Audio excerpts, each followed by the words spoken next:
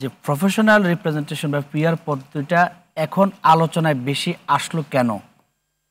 দেখেন, আপনি আজকে শুরুতেই যে কথা বলছেন, বাংলাদেশের রাজনৈতিক সংস্কৃতির কথা বলে বিএনপি যে কথা বলছে, আমরা রাজনৈতিক সংস্কৃতি কি দেখি? বিগত সবগুলো নির্বাচনে কালো টাকার প্রভাব, পেশি শক্তি, তারপরে নমিনেশন বাণিজ্য সহ নির্বাচনের আগে দলের পক্ষ থেকে নমিনেশন নিতে গিয়ে আভ্যন্তরীণ দলীয় গ্রুপিং কোন্দলে যে খুন হওয়ার ঘটনা, দেখেন 2024-এর নির্বাচনে শুধু আওয়ামী লীগ নির্বাচন করেছে, তাতে তাদের আভ্যন্তরীণ কোন্দলে 150 জনের বেশি নিহত হয়েছে। এই জায়গাগুলো থেকে উত্তরণের জন্য আগের সংস্কৃতি ভেঙে দেওয়া প্রয়োজন, এটা আমরা অধিকাংশ দল মনে করছি।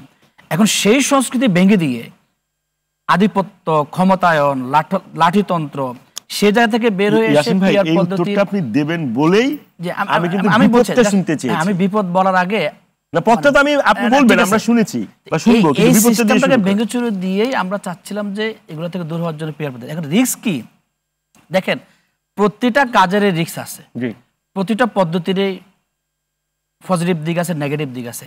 রিস্ক যে বিষয়গুলো বিরোধী পক্ষ উত্থাপন করছে, যেমন কথায় কথা যেটা বলা হয় যে ভোট দিবে এক জায়গায়, এমপি হবে আরেক জায়গায়। আমি তাদের কাছে প্রশ্ন রাখতে চাই, মন্ত্রী তো এমপির চাইতে আরো বেশি শক্তিশালী পদ, কিন্তু মন্ত্রী কি ভোটের ভিত্তিতে নির্বাচিত করা হয়? একটা ক্যাবিনেটে 60 জন মন্ত্রী থাকেন, এই 60 জন মন্ত্রী কি আমাদের সংসদ সদস্য যারা নির্বাচিত হন সংসদে নির্বাচিত হয়ে গেল? জনগণ তো মন্ত্রী ঠিক করে দেয় না। ইয়াসিন ভাই, আবারও বলি, আমি একটু বলি, আপনার অন্যরা কিভাবে রিস্ক ডিফাইন করছে না, আপনারা এই পুরো প্রজেক্টের মধ্যে, পিআর প্রজেক্টের মধ্যে কি কি রিস্ক ফ্যাক্টর দেখেন? আমি যদি বলেন যে না কোনো রিস্ক ফ্যাক্টর নেই, দেন আমি পরের প্রশ্ন।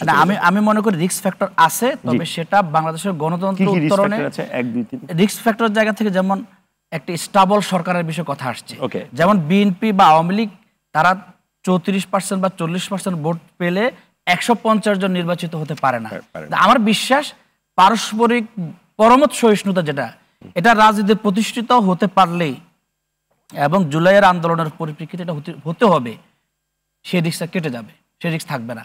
সকল দল মিলে, সকল মত মিলে, পথ মিলে একটা রাষ্ট্র কাঠামো গড়ে উঠবে। আপনার মনে হয় যে পিআর পদ্ধতিতে একটাই রিস্ক আপনাদের জামায়াত ইসলামের স্ট্যান্ড হচ্ছে এটা স্টেবল গভর্নমেন্ট নাও হতে পারে, এটা আপনারা, কিন্তু এটা উত্তরণের পথ আছে, আবার উত্তরণের পথ আছে। Fine fine fine